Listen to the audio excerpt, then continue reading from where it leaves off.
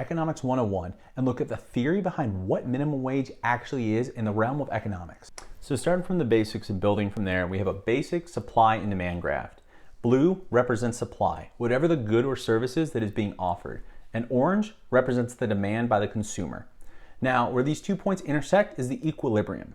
That is the ideal point where supply meets demand, where the consumer has the amount of money that they are willing to pay, and the seller is willing to part with their good or service for that value.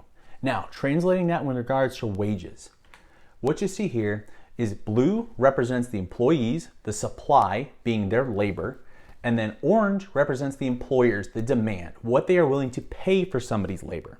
Now you can see where these parts intersect, and in this green area, that's going to be all the people that are employed. Everything that is below the graph, the employers that are willing to pay, and then the employees that are willing to sell their labor for whatever that employer is willing to pay. Now, what a minimum wage is a price floor.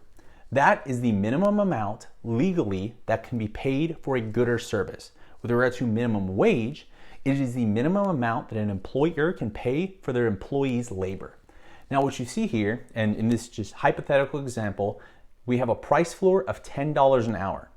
Now that means even if you have an employee that is willing to work for less than $10 an hour, they are not allowed to because it is now illegal. And if you had an employer that was willing to pay less than $10 an hour, they're not able to do that either. This means that whoever is still in the market, they're going to have a higher base pay that they can be paid.